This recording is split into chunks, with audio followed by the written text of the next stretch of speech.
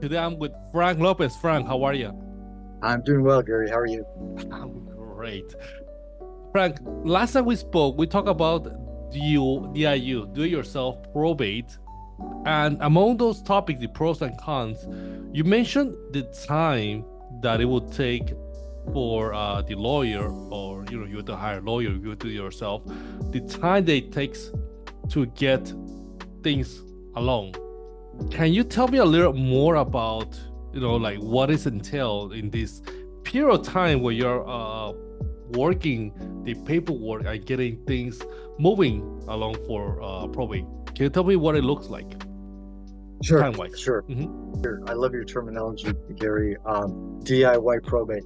But that's good. That's a term that you see so much DIY, everything, right? Well, so DIY probate has been around for I think a lot longer than people have been using the term DIY.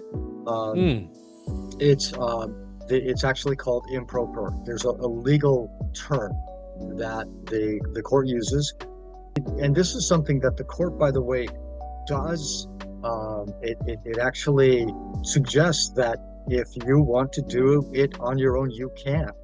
Um, and part of the reason that they do is one, because there's uh, in a lot of cases, there could be multiple heirs, and when you're splitting the inheritance, and on top of that, you still have to deduct legal fees. It does get expensive, especially when there's a reverse mortgage involved, which we're seeing more and more. 10 years ago, I never saw reverse mortgages. mm. 5 years ago, I started seeing a lot more. Today, it almost seems like not quite 50%, but quite a few probate properties do have a reverse mortgage.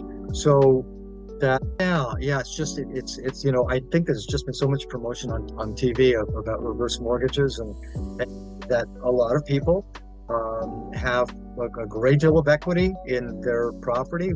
Actually, most people, that is their equity. That is their asset, is their home.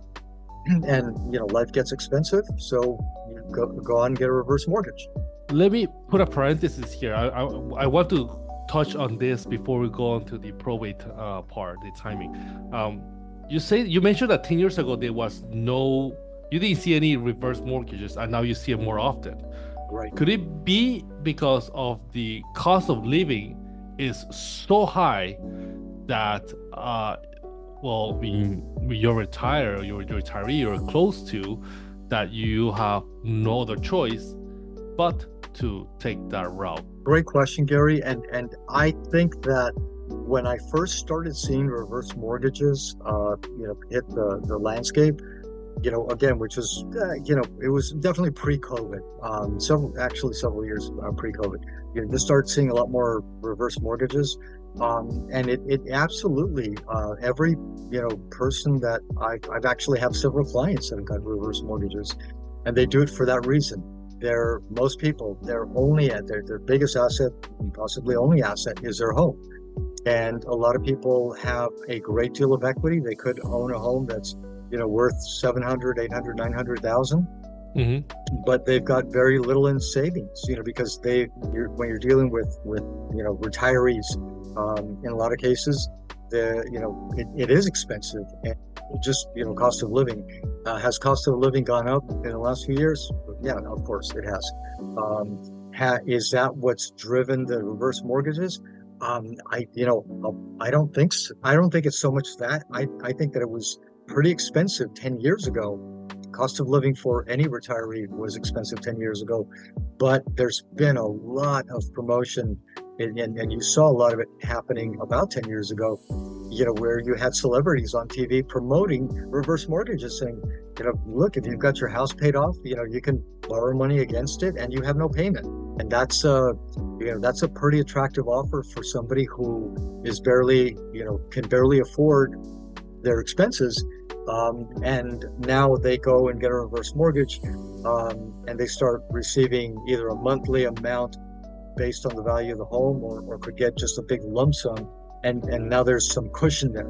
So it is, honestly, for somebody who's, very, heavy equity, and low on liquid assets, it's an attractive option, which a lot of people seem to be choosing nowadays. That's interesting. You mentioned 10 years ago you didn't see that much, and now you see much more of reverse mortgage. Now, when did they apply, I guess, or got approved for reverse mortgage? Was it 10 years ago they started, or was that during the pandemic when we saw the jump of property value? It jumped up actually 64% here in Southern California. That's a great question, Gary, and maybe a lot of it was, pandemic driven. A lot of people could have could have been working at that time, and they weren't. Retirees do have some part-time jobs. A lot of those jobs could have been affected, and everybody's job was affected at that time. So I'm absolutely positive that COVID did play a role in promoting, in basically in generating a lot more reverse mortgages. I believe that at the age to get a reverse mortgage, I can't remember if it's 55 or 62. I think it's 62. So you have to be retired or close to retirement. Yeah, but you don't have to be retired yet. And again, a lot of people, with COVID and the job, jobs basically going away at that time. Yes, that definitely was I'm sure a factor in people getting reverse mortgages. But I think even before that, that's when, you had celebrities. I think Tom Selleck was one of the celebrities that, you turn on the TV and he was, every half hour you see Tom Selleck saying, "Hey, folks, if you need some money, call this company." And I can't remember what company it was, but there were a few celebrities that were promoting reverse mortgages at a time where most people didn't even know what a reverse mortgage was. Right. Yes. Tell us what is reverse mortgage. I think that we're using the term, but we haven't really defined it yet. I'm glad you asked, because not everybody knows what a reverse mortgage is, because there are a lot of people out there that have never used one and haven't really, just haven't been, had the need to even just have this discussion. So a reverse mortgage basically it's a loan through the government. It's actually an FHA loan. It's a government insured loan, and it was a loan that basically was developed for people, in their later years in life, and people that, in this country, everybody wants to get rid of their mortgage and pay it off as quickly as possible. And we have what used to be, this is, I'm showing my age now, but they used to have something called a mortgage burning party, where you pay off your mortgage and then you actually go and you burn put the deed or the note that you signed when you got the loan, you put it on your barbecue and you burn it. And it's a big celebration because it's freedom. It's financial freedom, because you now paid off the lender and the house is all yours. So that doesn't happen anymore, because very few people pay off their mortgages today, right, for different reasons. And it may not even make sense to pay off a mortgage nowadays. Economically, there's some strategies that would tell you not to. But the bottom line is, you had a lot of people that owned their property free and clear, that were sitting on, $750,000 of value, but they were, barely surviving, because they could have had medical issues. There could have been a number of reasons that they were just barely getting by. So the government basically put together a loan that said, "Hey, Gary, you're getting up in age. Your house you have a lot of equity in your house.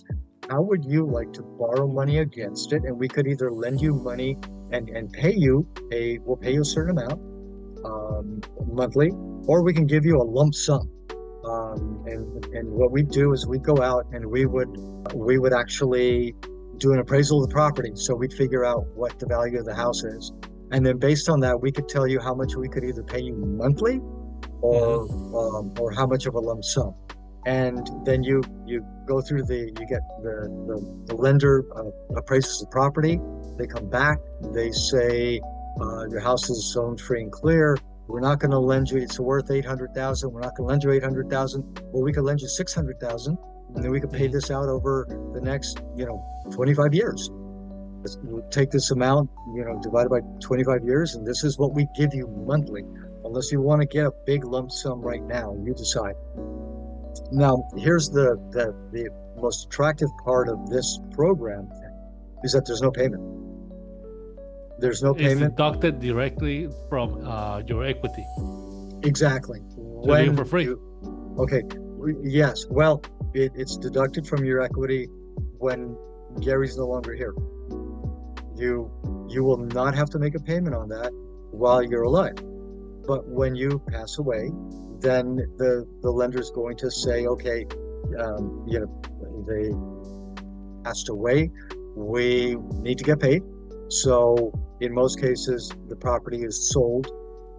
In a lot of cases through probate. And this is why we're even having this conversation, because there's so many homeowners that didn't have a family trust, which could have avoided probate.